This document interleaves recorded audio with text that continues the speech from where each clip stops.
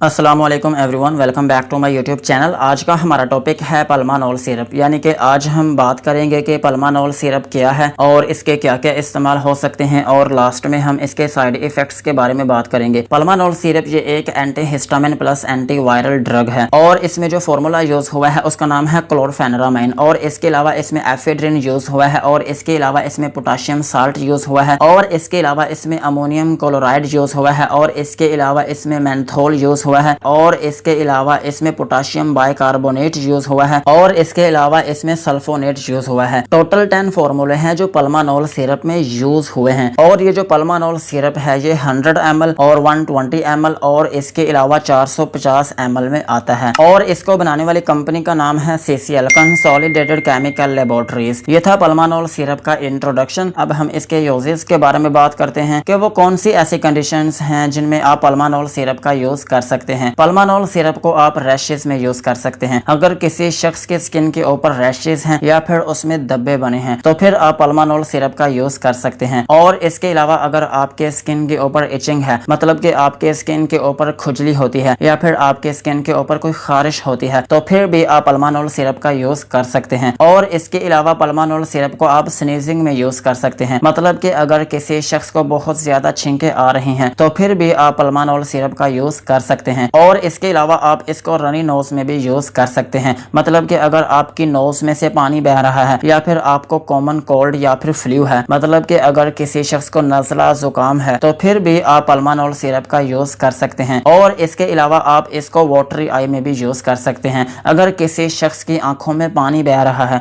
तो फिर भी आप पल्मानॉल सिरप का यूज कर सकते हैं। और इसके अलावा पल्मानॉल सिरप का एक अहम यूज ये है कि आप इसको खांसी की सूरत में यूज कर सकते हैं। अगर किसी शख्स को खुशक खांसी है या फिर किसी शख्स को बलगम वाली खांसी है या फिर किसी शख्स की सांस की नाली में कोई तंगी है तो फिर भी आप पल्मानॉल सिरप का यूज कर सकते हैं। ओवरऑल अगर हम बात करें तो पल्मानॉल सिरप ये एक खांसी का सिरप है जिसको आप खुशक खांसी, बलगम वाली खांसी और इसके अलावा अगर किसी शख्स के सांस की नाली में कोई तंगी है तो इन तमाम कंडीशंस में आप पल्मानॉल सिरप का इस्तेमाल कर सकते हैं। और इसके अलावा पल्मानॉल सिरप ये एक ऐसा सिरप है कि जिसे नॉर्मली आप प्रेगनेंसी में भी यूज कर सकते हैं, मतलब अगर कोई खातून प्रेग्नेंट है तो फिर भी वो इस सिरप का यूज कर सकती है। सो यही थे पल्मानॉल सिरप के यूजेस। अब हम इसके साइड इफेक्ट्स के बारे में बात करते हैं कि अगर आप पल्मानॉल सिरप का यूज करते हैं तो आपको क्या क्या नुकसानात हो सकते हैं। पल्मानॉल सिरप को यूज करने से आपको नोजिया या फिर वोमिटिंग हो सकती है, और इसके अलावा आपके पेट में दर्द हो सकती है, और इसके अलावा आपको डिजीनेस हो सकता है, मतलब कि आपको थोड़ी बहुत नींद आ सकती है, और इसके अलावा आपको हेल्यूसिनेशन हो सकता है, मतलब कि आपको भूल चूक हो सकती है, और इसके अलावा आपके मैदे में जलन हो सकती है, और इसके अलावा आपको डायरिया हो सकता है, और इसके अलावा आपको हाइपोटेंशन हो सकती है, मतलब कि आपका ब्लड प्रेशर लो हो सकता है, और इसके अलावा आपको डिहाइड्रेशन हो सकती है, मतलब कि आपकी बॉडी में पानी की कमी हो सकती है, और इसके अलावा आपका जो मुंह है वो भी खुश्क हो सकता है। सो यही थे पल्मानॉल सिरप के यूजेस एंड साइड इफेक्ट्स। आज की वीडियो को यहीं पर खत्म करते हैं। वीडियो अच्छी लगी हो तो चैनल को सब्सक्राइब करें और बेल आइकन को प्रेस करें।